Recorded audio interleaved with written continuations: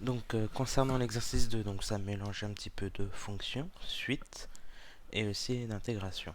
Donc c'est un exercice qui est quand même assez long et au niveau de la difficulté, bon, il n'est pas si difficile que ça, mais il faut bien se mettre dans l'énoncé, il y a des questions qui peuvent vous poser des problèmes.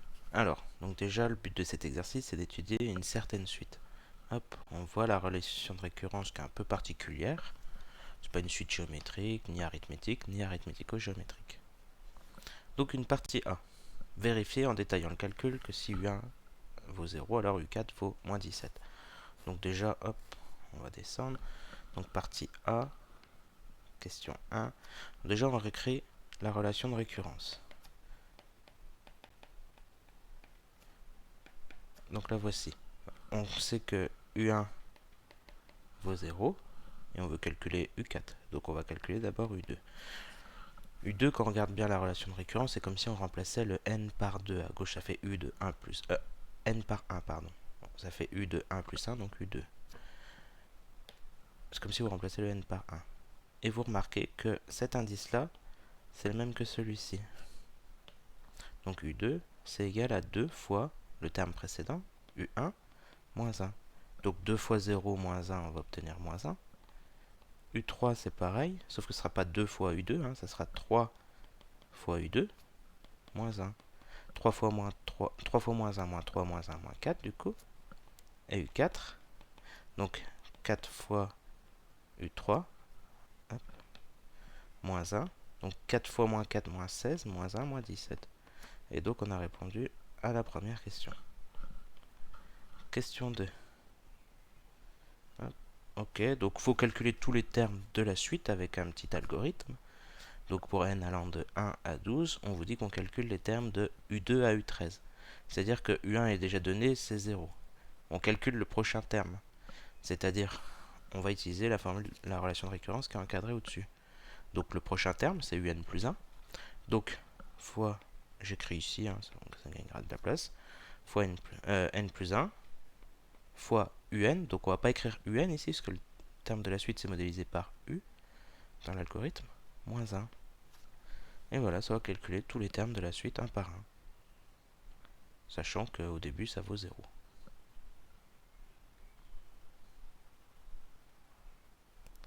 Ça vous paraît clair, j'espère. Alors, on a exécuté l'algorithme, on a pris U1 c'est 0,7, U1 0,8 et on regarde ce qui se passe pour tous les termes. Donc hop, on calcule 0,4, 0,2, etc. Et pareil pour 0,8. On remarque que la limite ici la limite ça va tendre vers... pardon. J'écris directement ici, ça m'évite de rédiger, donc ça va tendre vers moins l'infini. Et ici, ça va tendre vers plus l'infini. Donc ça c'est une conjecture, c'est juste on observe. Voilà, quelle semble être la limite. Donc dans ce cas-là et dans ce cas-là. Bon.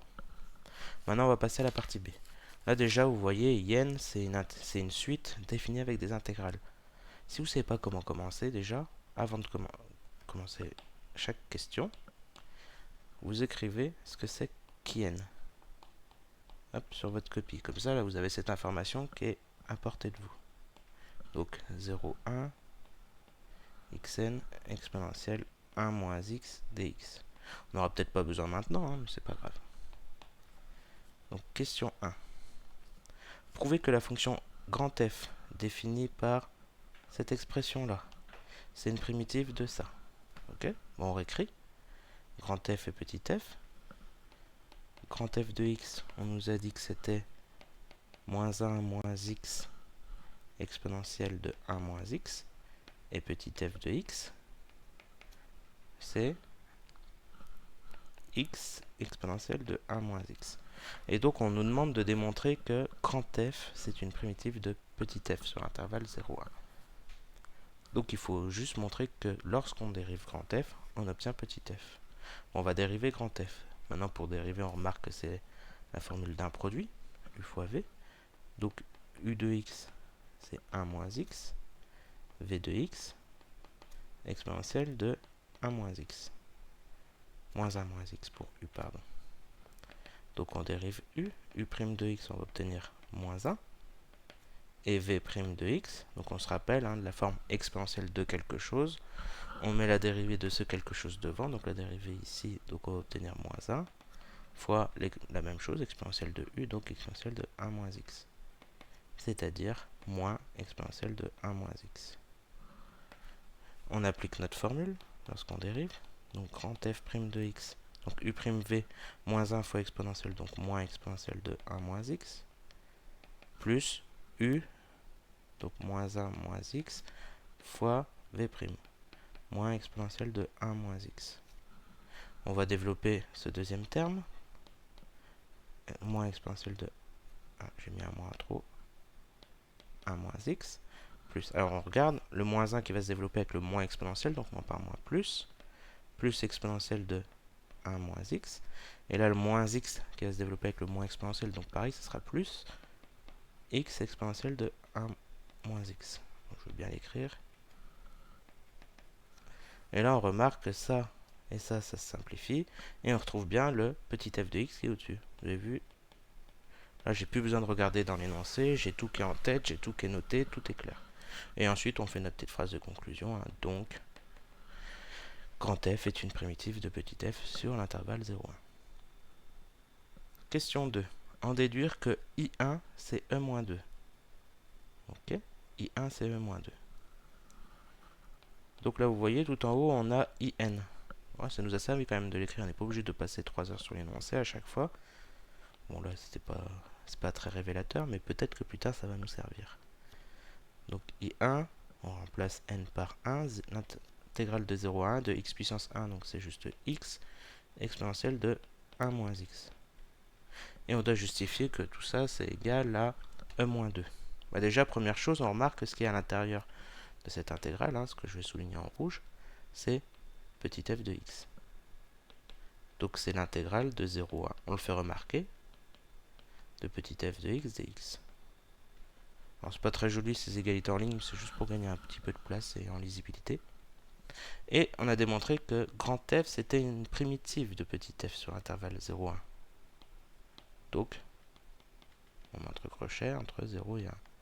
C'est-à-dire on applique la formule grand f de 1 moins grand f de 0. On remplace. Donc grand f, alors, hop, je vous remets au-dessus. Voilà, on remplace par 1. Donc moins 1 exponentielle de 1 moins 1. Moins grand f de 0. Donc moins 1 moins 0 exponentielle de 1 moins 0. Le terme à gauche, on va obtenir donc exponentielle de 1 moins 1 exponentielle de 0, donc 1. Donc juste obtenir moins 2. Et à droite, on va avoir exponentielle de 1 moins 1 avec le moins devant, donc plus 1 fois exponentielle de 1. Exponentielle de 1 en plus c'est rappelé dans l'énoncé, ça fait E, donc on va obtenir plus E, c'est-à-dire E moins 2, comme on le voulait. Regardez hein, dans l'énoncé, ils sont gentils, ils nous ont rappelé, je vais l'encadrer en rouge, que E c'est pareil que E moins 1, E puissance 1. Donc la question 2 c'est fait. Alors on admet une relation de récurrence sur les IN, sur la suite IN, on va la renoter. On va s'en servir. Donc IN plus 1, c'est N plus 1 fois IN moins 1. Ah, c'est bizarre, c'est comme dans la partie A. Bon, c'est normal, hein, on va s'en servir plus tard. Alors, qu'est-ce qu'on nous demande de faire là-dessus? Utiliser cette formule pour calculer I2. Bon, pas très intéressant, hein. C'est assez facile. I2, comme tout à l'heure, I2 c'est 2 fois I1 moins 1. On remplace. I1 c'est E moins 2. Donc là vous avez vu, même si vous n'avez pas réussi à faire la question précédente, vous pouvez faire celle-ci et gagner des points. Donc 2e, quand on développe ça va donner moins 4 avec le moins 1, moins 5. Moins 4, moins 1, moins 5. Ok. Question 4. Alors, justifier que pour tout nombre réel x de l'intervalle 0, 1, et pour tout entier naturel n supérieur ou égal à 1, on a cette inégalité. Ok, donc là, typiquement, vous prenez votre brouillon, vous notez tout ce que vous savez, ce que vous voulez. Donc là, on va dire que c'est la partie brouillon. On sait que x appartient à l'intervalle 0, 1, c'est-à-dire x est compris entre 0 et 1. N, c'est un entier supérieur ou égal à 1. Ok. Et on veut montrer... Alors, on va essayer de le retrouver. Je ne me rappelle pas. Voilà. X puissance n exponentielle de 1 moins x. Donc ça c'est un peu notre f avec une puissance n. X puissance n fois e. Ok. Donc voilà, c'était x puissance n exponentielle de 1 moins x inférieur ou égal à x puissance n fois e.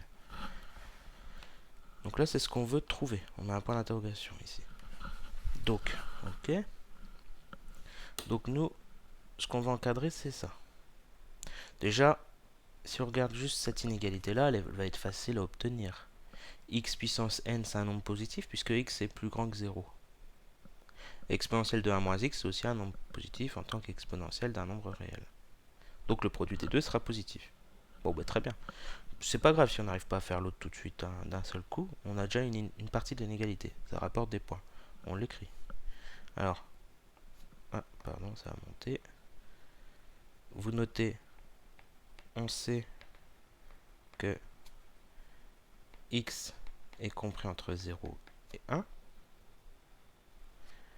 Donc, x puissance n est supérieur à 0. Comme l'exponentielle de 1 moins x est supérieur à 0, alors x puissance n exponentielle de 1 moins x supérieur à 0. Vous avez déjà une partie de l'inégalité. Maintenant, il faut l'autre. Donc là, on regarde que le x puissance n ne va pas bouger. Là, ce qui change, donc l'autre inégalité, c'est celle-ci. Donc là, vous regardez le x puissance n, il est là, ça ne bouge pas. Et je vais mettre en vert ce qui modifie. Il y a ça et ça qui modifie. Donc on voit qu'il n'y a plus de x. Donc il faut essayer de se servir des inégalités qu'on a sur x. Et à la fin, qu'on n'ait plus de x. La seule chose que l'on connaît sur ce x, c'est ça. C'est x compris entre 0 et 1. Et nous, notre but, c'est de trouver que exponentielle de 1 moins x est inférieur à e. Donc ce qui est entouré en vert à droite, dans la partie brouillon. D'accord. Donc notre but, c'est quand même de partir avec exponentielle de 1 moins x. Donc on va faire les opérations nécessaires pour y arriver. Donc x est compris entre 0 et 1. Alors on réécrit, comme x est compris entre 0 et 1. Moins x. Alors moins x, c'est compris entre moins 0. Comme vous savez, on multiplie par moins 1 partout, donc on change les inégalités. 0, moins 1. On remet dans le bon sens. Pardon. On rajoute 1, pardon. On ajoute 1 partout. On va remettre dans le bon sens. Hop. Et ensuite, on passe à l'exponentielle. On a le droit de faire exponentielle partout, puisque l'exponentielle, c'est une fonction croissante. Donc, exponentielle est croissante sur R, mais ici, on s'en moque, c'est juste 0,1. Donc, on passe à l'exponentielle partout. Exponentielle de 0, inférieure à exponentielle de 1 moins x, inférieure à exponentielle de 1.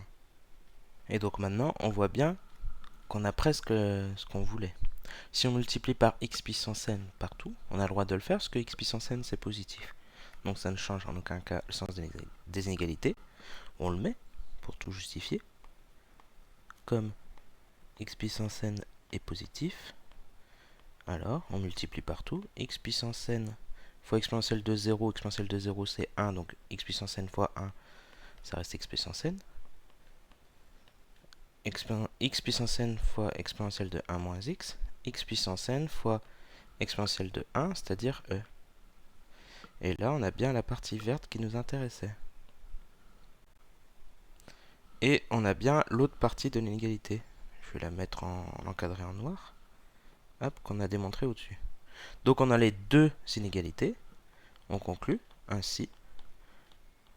Pour x dans l'intervalle 0, 1 et n supérieur à 1, alors, hop, on a x puissance n, je vais pas avoir de place, alors 0, x puissance n exponentielle de 1 moins x, inférieur à x puissance n fois 1. Donc là c'est un petit peu long, mais au moins on peut avoir une des inégalités très facilement. Vous la voyez, vous le faites, hop, directement. comme ça vous êtes tranquille, vous avez une partie des points. Ensuite, il faut réfléchir un petit peu comment avoir l'autre, et essayer de décortiquer ce qu'on a. Là, on a vu que le problème, c'était au niveau des exponentielles. Il y a un x à gauche, il n'y a pas de x à droite, donc on essaye de voir ce que ça donne. Enfin, à gauche, au milieu. Et voilà. Remarquez que si jamais vous n'avez pas fait la première petite partie, hein, inégalité, on peut quand même s'en sortir avec celle-ci. Je vais modifier en bleu, là, dans l'encadré vert. On remarque que x puissance n, c'est positif. Et donc l'encadré vert, pardon, hop, avec la partie bleue, nous donne bien la grande inégalité. Donc on aura pu quand même s'en sortir sans faire cette petite remarque au début. Bon. Passons à la question suivante. 4b. Donc justifier que l'intégrale entre 0 et 1 de x puissance n fois e dx c'est e sur n plus 1. Donc c'est ce qu'on doit justifier avec un calcul. Alors c'était la question A avant, je vais noter A. Là on va faire la B. Donc on doit calculer l'intégrale de 0 à 1 x puissance n fois e, voilà c'est ça. C'est normal, regardez, c'est le membre de droite, tout à droite. Donc il faut chercher une primitive de ce qu'il y a à l'intérieur, c'est-à-dire de la fonction définie par x qui associe x puissance n fois e.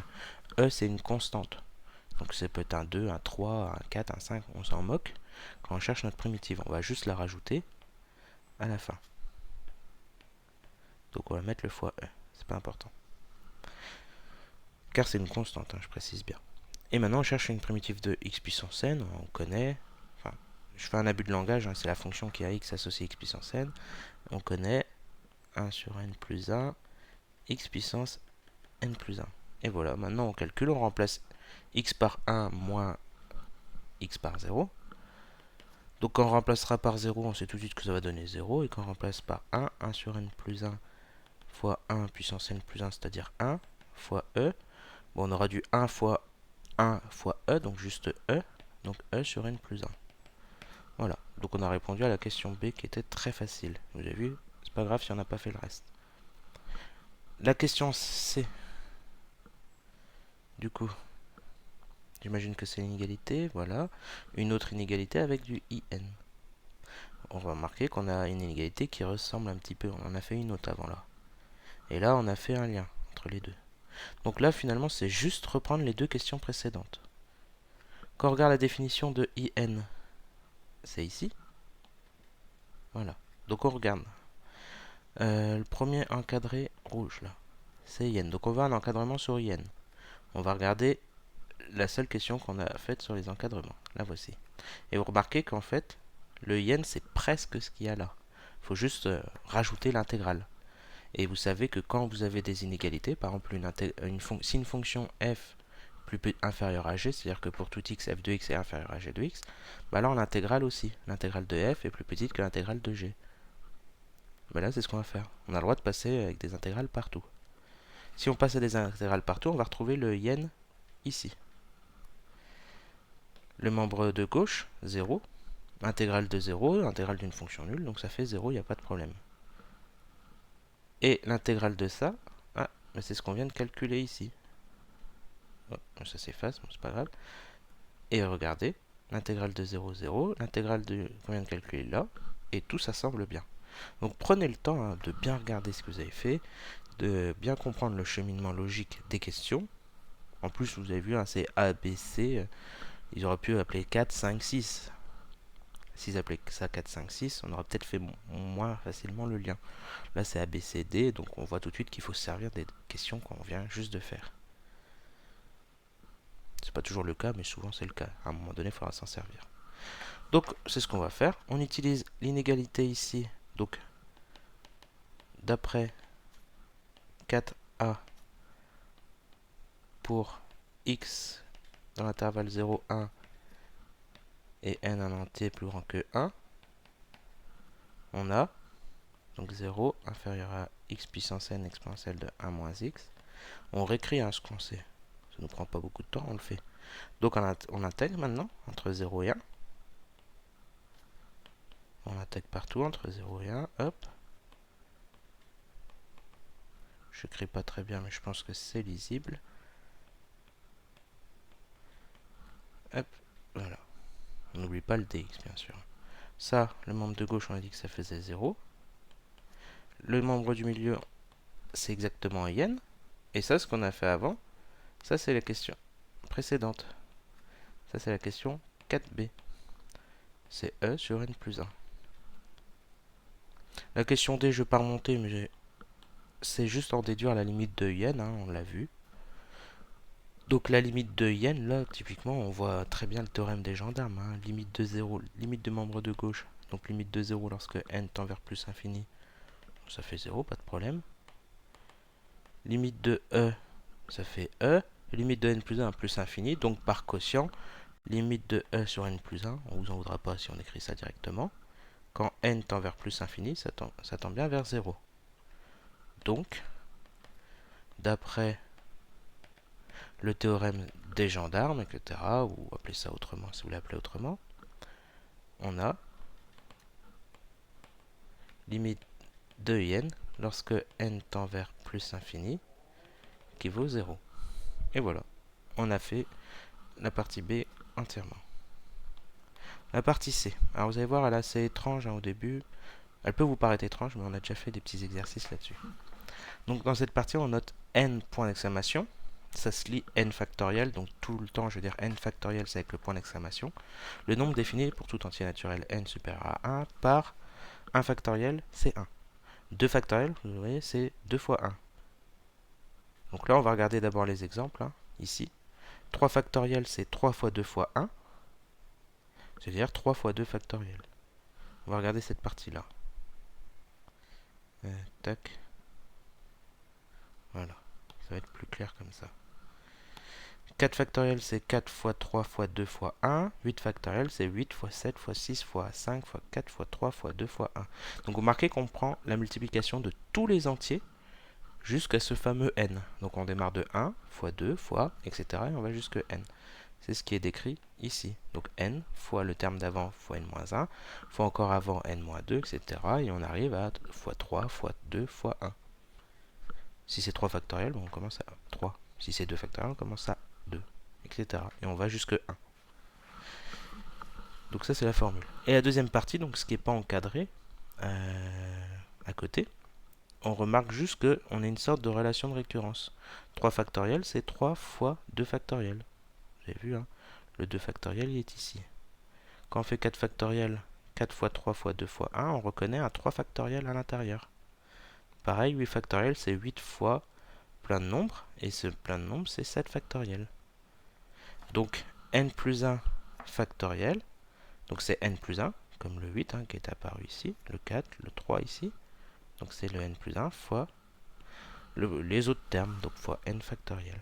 Et donc ça nous donne une relation de récurrence qui va être très importante, donc on va la noter tout de suite, comme ça on est tranquille. Hop, on revient à partie C, on a n plus 1 factoriel qui est égal à n plus 1 fois n factoriel. C'est une sorte de relation de récurrence. Si on appelait la suite Vn, c'est égal à Vn factoriel, de terme général n factoriel, donc ça donne Vn plus 1 égale n plus 1 fois Vn.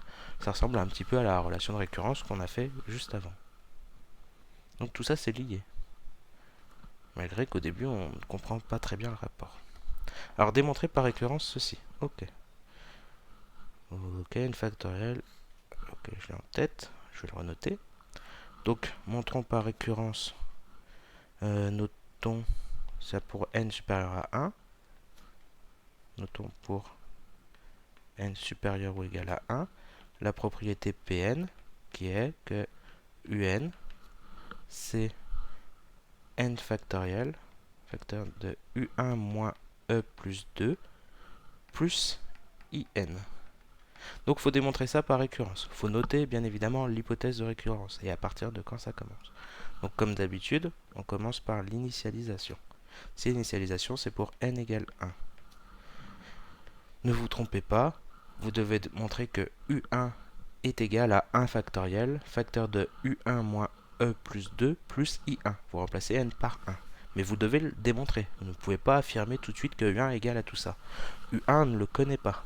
C'est pas le 0 qu'on avait tout à l'heure, ou le 0,7 ou le 0,8. C'est quelque chose d'inconnu.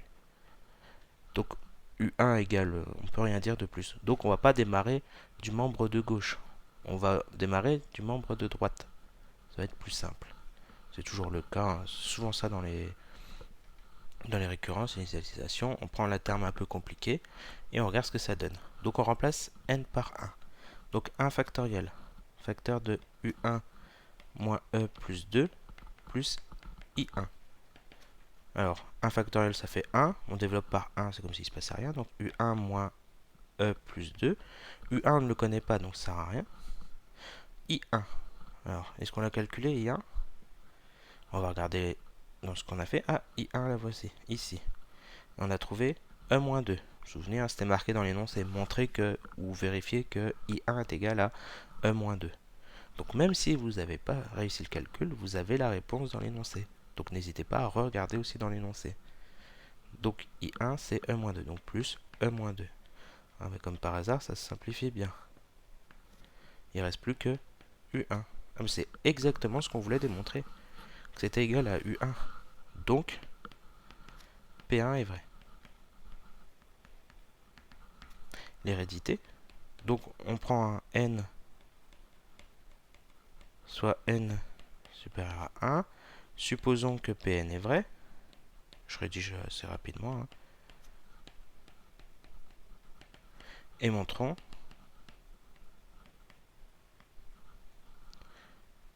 que P de N plus 1 est vrai aussi.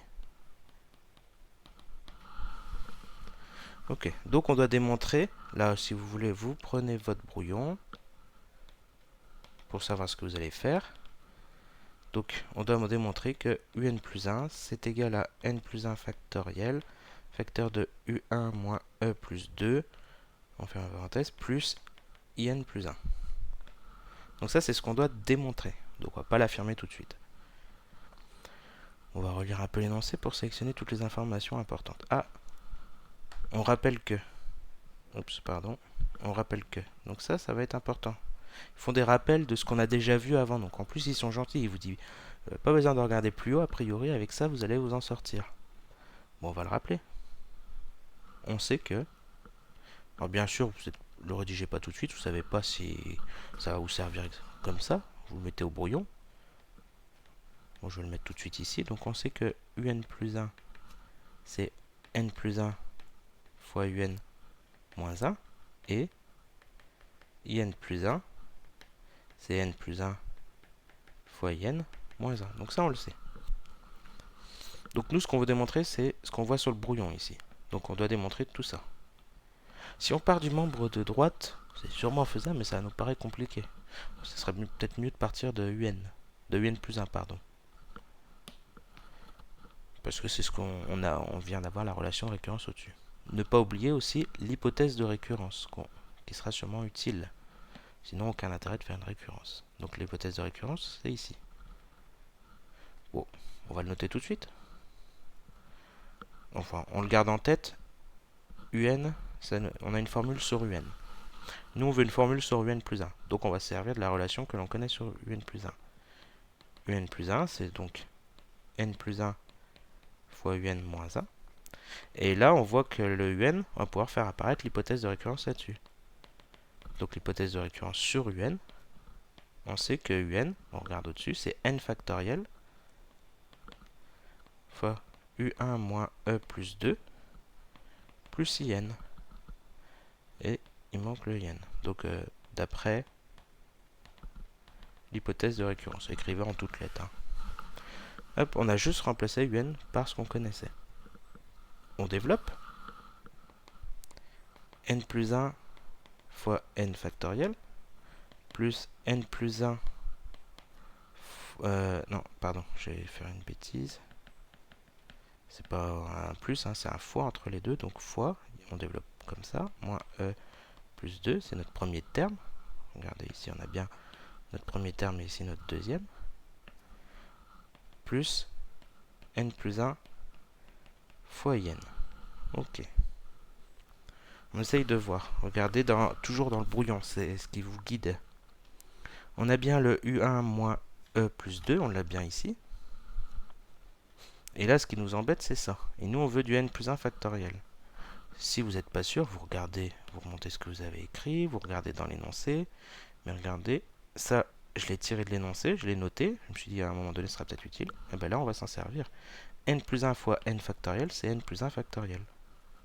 Hop, donc ça, c'est n plus 1 factoriel. Ça tombe bien, c'est ce qu'on voulait.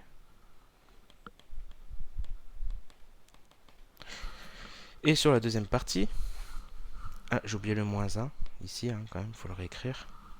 La deuxième partie, ça, nous, on veut pas cette expression-là, mais on veut le in plus 1. Oh, ben, on regarde ce qu'on a fait. Ah, ben c'est exactement la même chose. N plus 1 facteur de in, ce qu'il y a ici, moins 1, c'est in plus 1. Donc c'est juste plus in plus 1. Ah, ben c'est exactement ce qu'on voulait. Donc même si on avait des doutes, hein, le fait qu'on... Ici, on a juste remplacé.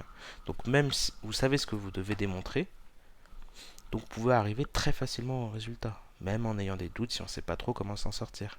Il faut juste avoir un guide, savoir vers où on doit aller et ce qu'on connaît et raisonner de manière logique.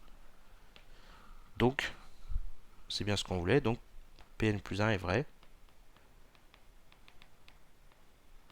Et blablabla, on conclut sur la récurrence. Bon, on fait la question 2. 2.1. Déterminer la limite de la suite lorsque U1 égale à 0,7 et l'autre pour 0,8. On se souvient dans les conjectures, pour 0,7 on avait trouvé moins l'infini et pour 0,8 plus infini. Et on sait que n factoriel ça tend vers plus infini. Ok. Donc on regarde, on sait que un, on vient de le démontrer, hein, c'est n factoriel facteur de u1 moins e plus 2 plus in. Nous on veut calculer la limite de ça. Limite de in on l'a calculée dans la partie B. Limite quand n tend vers plus infini de in, ça vaut 0. N factoriel ça tend... Pardon. Hop. N factoriel, on a dit, c'est l'énoncé qui nous le dit, ça tend vers plus infini. Ça nous paraît logique, on multiplie par des nombres toujours de plus en plus grands. Et positif. C'est juste le U1 moins E plus 2 qui nous gêne.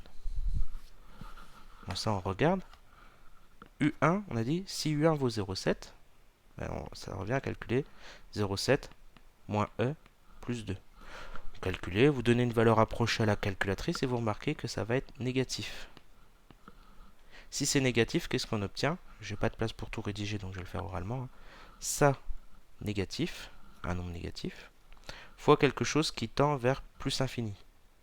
Donc, tout ça va tendre du coup vers moins l'infini. Ça tend vers 0. Donc, il faut le rédiger, hein, tout ce que je schématise. C'est-à-dire que la limite de un, quand n tend vers plus infini, ça va tendre vers moins l'infini. Pour U1 égale 0,7. Et si vous faites le même genre de raisonnement, exactement la même chose avec U1 0,8, ce qui va changer, c'est ce que je vais encadrer en bleu, c'est ça. Ça sera 0,8 ici à la place du 0,7. Et ça ne sera pas inférieur, mais supérieur. Et comme c'est supérieur, du coup, on va multiplier par un nombre positif. Donc la limite, ça sera plus infini. Plus quelque chose qui tend vers 0. Donc par somme, la limite, ça sera plus infini. Et ce qui justifie bien les hypothèses qu'on a faites dans la